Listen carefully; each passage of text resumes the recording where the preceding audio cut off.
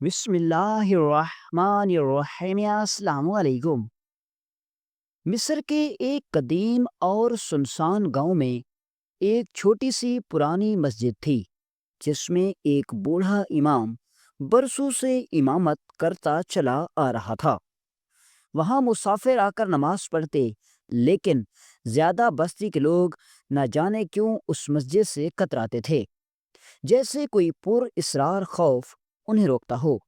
ایک رات جب امام صاحب معمول کے مطابق مسجد کی صفائی کر رہے تھے، تو جیسے ہی ان کی نظر ممبر پر پڑی، وہ چونک اٹھے۔ ممبر پر ایک پرانا لکڑی کا صندوق رکھا تھا، جس کا وہاں ہونا ناممکن لگتا تھا۔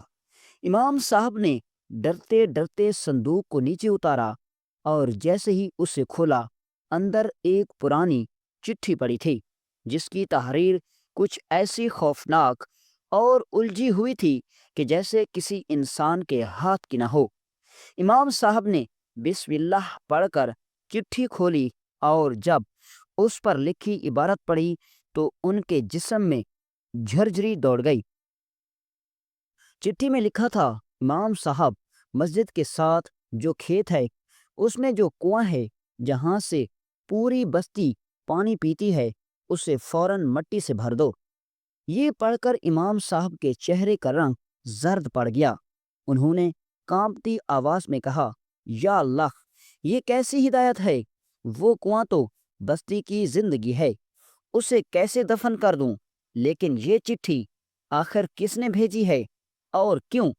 مسجد کی فضا میں ایک عجیب خاموشی اور بے چینی پھیل گئی تھی، جیسے آنے والے وقت کا کوئی بھیانک راز آہستہ آہستہ اپنا پردہ ہٹا رہا ہو۔ پریشانی اور الجھن کے عالم میں امام صاحب نے وہ چٹھی سنبھالی اور سیدھا بستی کی طرف روانہ ہو گئے، جہاں ایک پرانا برگد کا درخت تھا۔ اس کے نیچے گاؤں کا سردار اور بہت سے لوگ روز مرہ کی محفل سجائے بیٹھے ہوتے تھے۔ جیسے امام صاحب وہاں پہنچے، سب کی نظریں ان پر جم گئیں۔ امام صاحب نے کانپتے ہاتھوں سے وہ پر اسرار چٹھی سردار کے سامنے رکھ دی۔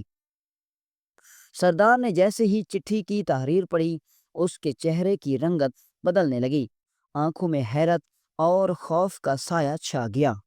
وہ بھی لمحوں کے لیے گم سا ہو گیا۔ پھر اس نے چٹھی سب کے سامنے بلند کی، آواز بلند میں کہا: یہ لکھائی انسانی نہیں لگتی، اور اس میں لکھا ہے کہ بستی کا وہ کنواں مٹی سے بھر دیا جائے جس سے ہم سب کی زندگی جڑی ہے۔ یہ سن کر پورا مجمع ایک دم خاموش ہو گیا، جیسے وقت رک گیا ہو۔ لوگ حیرت سے ایک دوسرے کو دیکھنے لگے۔ کسی کے پاس کوئی جواب نہ تھا۔ سب سوچ رہے تھے کہ آخر اس چٹھی کا لکھنے والا کون ہے، اور وہ کیوں چاہتا ہے کہ ہماری زندگی کا ذریعہ بند کر دیا جائے۔ لیکن چونکہ چٹھی میں کوئی وجہ نہیں لکھی گئی تھی، اس لیے گاؤں والوں نے باہم مشورہ کیا، اور سردار نے فیصلہ سنایا: فی الحال ہم اس پر کوئی عمل نہیں کریں گے، انتظار کریں گے، شاید معاملہ خود کھل جائے۔ امام صاحب نے کچھ کہے بغیر خاموشی سے چٹھی دوبارہ سنبھالی، اور آہستہ آہستہ مسجد کی طرف واپس لوٹ گئے۔ مگر ان کے دل میں ایک طوفان برپا تھا۔ کیا وہ فیصلہ درست تھا، یا کوئی خطرہ ان کے سروں پر منڈلا رہا تھا؟ دوسری رات بھی ویسا ہی ہوا، تیسری رات بھی وہی پر اسرار صندوق، وہی ہیبت ناک چٹھی، اور وہی غیر انسانی لکھائی۔ امام صاحب کی بے چینی اب ناقابل برداشت ہو چکی تھی، اور جب وہ پھر چٹھی لے کر گاؤں والوں کے پاس پہنچے تو ان کی حالت دیکھ کر سردار نے فیصلہ سنا دیا: اب بات ہمارے بس سے باہر ہے، ہمیں قاضی کے پاس جانا ہوگا، شاید وہ اس معمہ کا حل نکال سکے۔ امام صاحب، گاؤں کا سردار اور چند معتبر بزرگ مقدمہ لے کر قاضی کی عدالت جا پہنچے۔ جیسے ہی قاضی نے وہ چٹھی دیکھی، اس کے چہرے پر سنجیدگی اور حیرت کے تاثرات ایک ساتھ ابھر آئے۔ قاضی نے گہری سانس لی اور کہا: یہ چٹھی جس نے بھی لکھی ہے، اس کے ارادے معمولی نہیں، لیکن میرے پاس ایک ترکیب ہے۔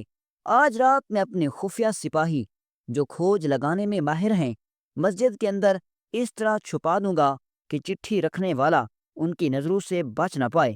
سب کو جیسے ایک امید کی کرن دکھائی دی اور پورے گاؤں میں یہ خبر پھیل گئی کہ اب وہ چور جسے سب چٹھی رکھنے والا سمجھتے تھے پکڑا جائے گا، کیونکہ اس کا آنا ہمیشہ پر اصرار ہوتا اور جانے کے بعد دلوں میں خوف اور ذہنوں میں سوالات چھوڑ جاتا۔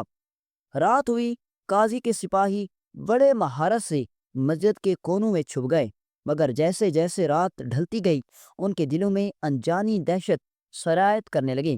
مسجد کا ماحول بوجھل اور ناقابل برداشت سا ہو گیا تھا۔ پھر جیسے ہی گھڑی نے آدھی رات کا وقت دکھایا، مسجد کے اندر اچانک ایک عجیب سا دھواں اٹھا۔ سپاہیوں نے اس دھوئیں کو دیکھتے ہی حرکت کرنا چاہی، لیکن اس سے پہلے کہ وہ کچھ سمجھ پاتے ان کی آنکھوں کے آگے اندھیرا چھا گیا اور وہ سب کے سب بے ہوش ہو کر زمین پر گر پڑے۔ جب صبح امام صاحب مسجد پہنچے تو انہوں نے دیکھا کہ قاضی کے سب سپاہی بے ہوش زمین پر پڑے تھے، اور حیرت کی بات یہ ہے کہ ممبر پر ایک بار پھر وہی پر اسرار چٹھی رکھی ہوئی تھی۔ قاضی حیران رہ گیا، اس کی تمام تدبیریں ناکام ہو چکی تھیں۔ وہ سوچنے لگا کہ آخر یہ کون ہے جو اس قدر چالاک ہے کہ اس نے میرے ماہر سپاہیوں کو بھی چکمہ دے دیا۔ وقت گزرتا گیا، خوف بڑھتا گیا۔ قاضی شدید پریشانی کے عالم میں گاؤں کے سردار کے پاس پہنچا اور کہا، اب صرف ایک ہی ترکیب بچی ہے، اور اگر ہم نے یہ قدم نہ اٹھایا تو مسجد میں قدم رکھنے والا کوئی نہ بچے گا۔ سب لوگ ہمتن گوش ہو گئے۔ قاضی نے کہا، سلطان صلاح الدین ایوبی رحمۃ اللہ علیہ، مصر کے وہ نڈر، بہادر اور عظیم فرما روا جو نہ صرف جنگی حکمت عملی کے ماہر ہیں بلکہ اپنی رعایا سے محبت بھی بے حد کرتے ہیں۔ ان کے فیصلے سلطنت کی بنیادیں مضبوط کر رہے ہیں۔ ہم ان کے پاس جائیں گے اور یہی واحد راستہ ہے جو ہمیں اس پر اسرار راز تک پہنچا سکتا ہے۔ سب نے قاضی کی بات سے اتفاق کیا، کیونکہ اب گاؤں میں وحشت کا عالم تھا۔ عشاء کے بعد کوئی مسجد کا رخ بھی نہ کرتا۔ لوگوں کو گمان ہونے لگا کہ شاید کسی جن یا روح کا پیغام ہے۔ کوئی انسان اتنی باریکی سے یہ سب نہیں کر سکتا۔ امام مسجد کی پریشانی میں دن بدن اضافہ ہو رہا تھا، اور اب جب کہ خوف نے عبادت گاہ کو ویران کر دیا، سب نے فیصلہ کر لیا کہ وہ سلطان صلاح الدین ایوبی کی عدالت جائیں گے، اس امید کے ساتھ کہ شاید سلطنت کا سب سے عقل مند شخص اس اندھیرے میں روشنی لا سکیں۔ جب وہ عدالت پہنچے تو سلطان صلاح الدین ایوبی رحمۃ اللہ علیہ ایک اور مقدمے کا فیصلہ کر رہے تھے۔ پہلے لوگوں کو یقین نہیں آ رہا تھا کہ اتنے بڑے سلطان جو بڑے بڑے دشمنوں کے ساتھ لڑتے ہیں، ان کے پاس ایک لمحے کے لیے بھی وقت نہیں ہوتا کہ وہ آرام کر سکیں، تو وہ ہمارا مقدمہ کیسے حل کریں گے؟ لیکن جب گاؤں کے لوگوں نے دربار کے اندر ایک مقدمہ حل ہوتے ہوئے دیکھا تو ان کو یقین آ گیا کہ انصاف کی کوئی کمی نہیں، اور جب انہوں نے اپنی آنکھوں کے سامنے سلطان کا انصاف دیکھا تو ان کے دلوں میں امید کی کرن جاگ اٹھی۔ جیسے ہی گاؤں کا قاضی، سردار، امام صاحب اور چند لوگ دربار میں داخل ہوئے، انہوں نے دیکھا کہ سلطان کے سامنے ایک عورت کھڑی تھی جو پھٹے ہوئے لباس میں ملبوس تھی۔ اس عورت نے سلطان کی کنیز کی ایک چادر لپیٹی ہوئی تھی، اور وہ سلطان کے سامنے رو رو کر انصاف کی پکار کر رہی تھی۔ ان کی آواز میں ایسا درد تھا کہ پورا دربار خاموش ہو گیا۔ سلطان صلاح الدین ایوبی نے اس عورت کی بات سنی، اور اس کے بعد جو فیصلہ انہوں نے کیا وہ تاریخ میں سنہری حروف سے لکھا جائے گا۔ سلطان صلاح الدین ایوبی رحمۃ اللہ علیہ نے اس عورت سے پوچھا، تمہیں بتاؤں آخر تمہارے ساتھ کس نے زیادتی کی؟ تمہارے کپڑے کس نے پھاڑے؟ اصل معاملہ کیا ہے؟ عورت نے رو رو کر کہا، سلطان معظم، میں ایک چھوٹی سی بستی میں رہتی ہوں۔ ہماری بستی کے پاس ایک چھوٹا سا دواخانہ ہے جس میں ایک حکیم رہتا ہے۔ لوگ اس پر بڑا اعتماد کرتے ہیں۔ ایک دن مجھے پیٹ میں درد ہوا اور میں دوا لینے کے لیے حکیم کے پاس گئی۔ میں جوانی کی عمر میں ہوں اور خوبصورت بھی ہوں۔ حکیم کا دواخانہ بستی سے تھوڑا سا دور ہے، لہٰذا وہاں بہت کم لوگ جاتے ہیں۔ جب میں وہاں پہنچی تو اتفاق سے حکیم اپنے دواخانے میں اکیلا بیٹھا تھا۔ میں نے کہا، میرے پیٹ میں درد ہے، مجھے دوا دے دو۔ حکیم نے مجھے دیکھتے ہی اپنا دل میں شیطان کو بٹھا لیا، اور میں اس کی نظروں سے ہی پہچان گئی کہ اس کا ارادہ غلط ہے۔ لیکن اس سے پہلے کہ میں کچھ کر پاتی، حکیم صاحب نے درد کی دوا کی جگہ مجھے نشے والی دوا پلا دی، اور ابھی میں بے ہوش بھی نہیں ہوئی تھی کہ اس نے میرے جسم کو نوچنا شروع کر دیا۔ یہ سن کر سلطان صلاح الدین ایوبی رحمۃ اللہ علیہ غصے سے لرز اٹھے، اور ان کی نشست بھی کانپنے لگی۔ ان کی آنکھوں میں ایسا غصہ تھا کہ پورا دربار سناٹے میں ڈوب گیا۔ سلطان نے فوراً حکم دیا، وہ حکیم کہاں ہے؟ عورت نے کہا، ہمارے گاؤں کے لوگوں نے اس کو باہر رسیوں سے باندھ رکھا ہے۔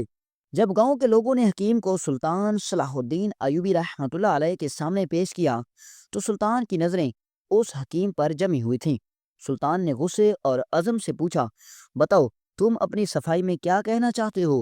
حکیم نے فوراً جواب دیا، سلطان معظم، یہ عورت سراسر جھوٹ بول رہی ہے، اس کے ایک بھی الفاظ میں صداقت نہیں۔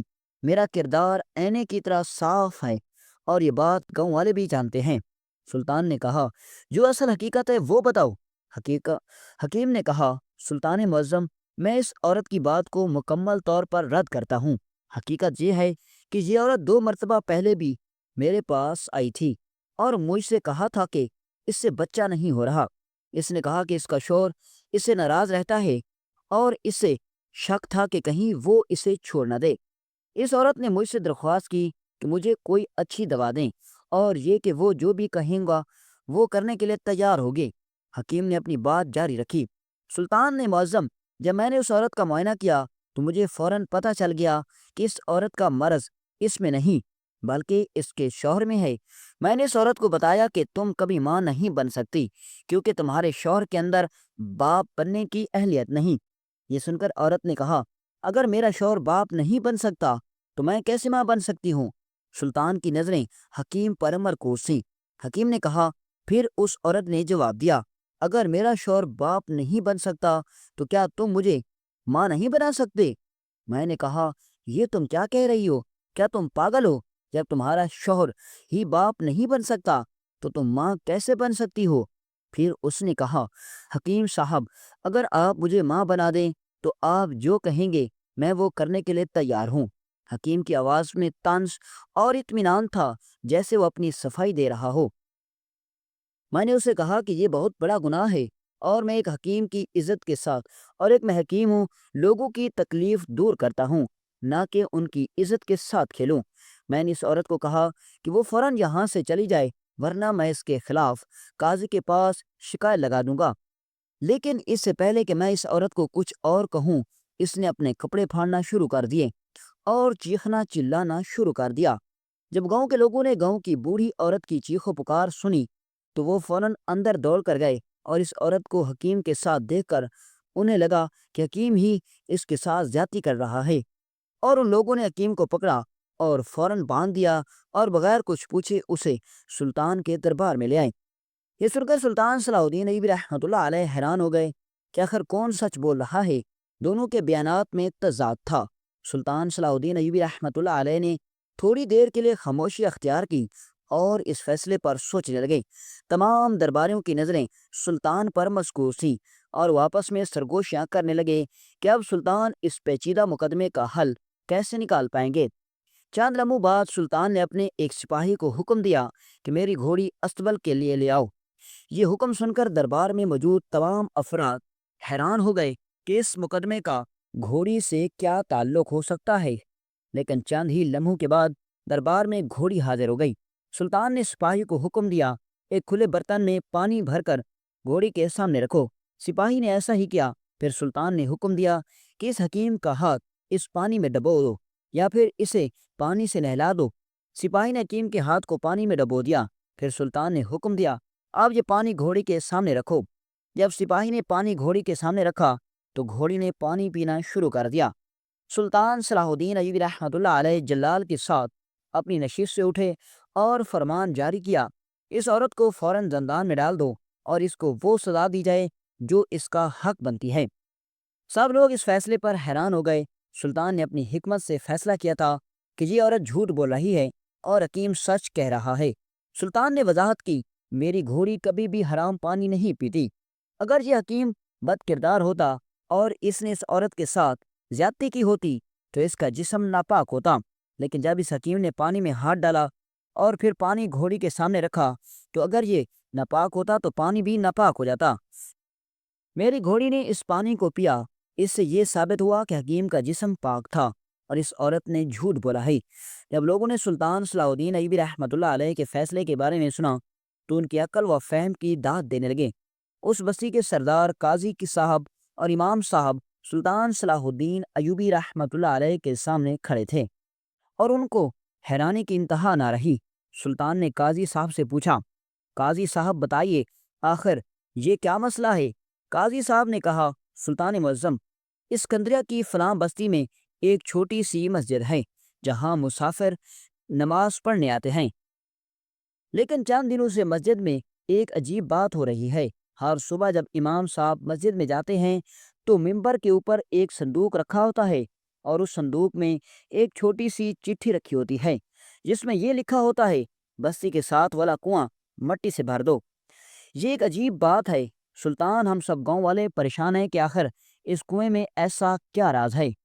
یہ ایک عجیب بات ہے سلطان معظم، ہم سب گاؤں والے پریشان ہیں کہ آخر اس کنویں میں ایسا کیا راز ہے اور یہ چٹھی رکھنے والا کون ہے، اس کا مقصد کیا ہے؟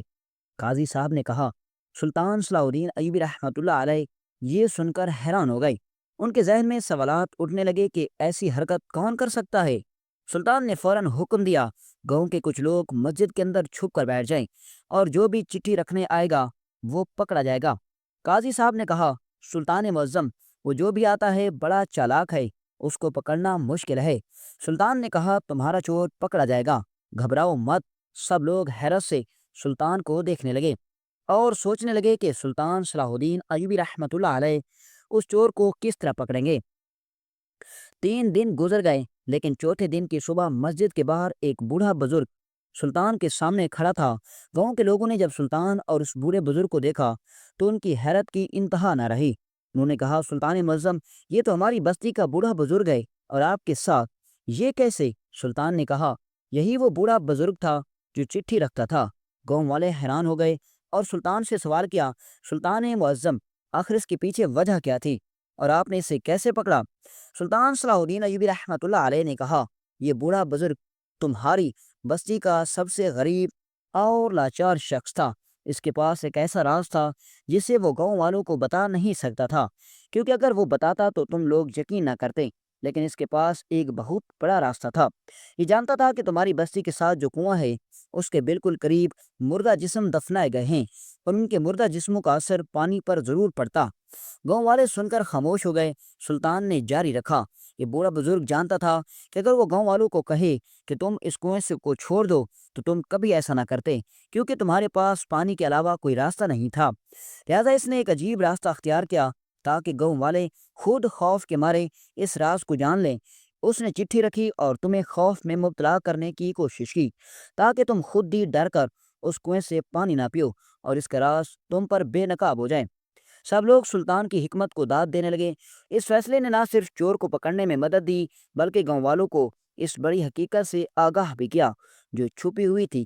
اب گاؤں کے لوگ حیرت کے مارے سلطان صلاح الدین ایوبی رحمۃ اللہ علیہ کے سامنے کھڑے تھے۔ ان کے دماغ میں یہ سوال تھا کہ آخر سلطان نے اس بوڑھے بزرگ کو پکڑا کیسے؟ امام صاحب اور قاضی کے سپاہی تو اس کا کچھ نہیں کر سکے، پھر سلطان نے یہ کام کیسے کر ڈالا؟ ان سوالات کا جواب سلطان نے خود دیا۔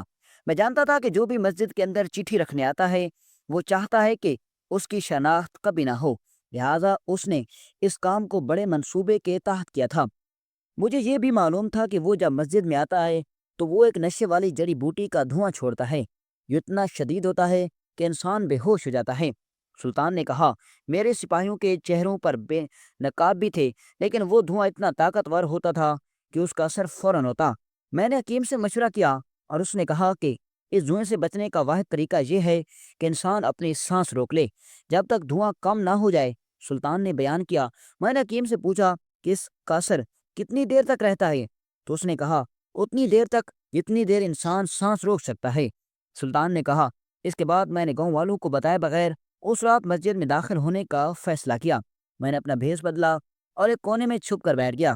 جیسے ایک شخص مسجد میں داخل ہوا اس نے اپنے ہاتھ میں ایک کٹورا پکڑا ہوا تھا جس میں جڑی بوٹیوں کا دھواں بھرا ہوا تھا۔ میں نے فوراً اپنی سانس روک لی اور اثرات کا فوراً اپنی سانس روک لی اور اس کے اثرات کا انتظار کیا جب تک وہ صندوق رکھ کر باہر نہیں گیا۔ میں نے سانس نہیں لیا۔ جیسے وہ باہر نکلا میں بھی باہر نکلا اور اس بوڑھے بزرگ کو پکڑ لیا۔ میں نے اس سے پوچھا کہ آخر تم یہ سب کیوں کر رہی ہو؟ سلطان نے سوال کیا۔ اس بوڑھے بزرگ نے مجھے بتا دیا کہ یہ گاؤں والوں کے لیے خطرہ بن چکا تھا کنواں۔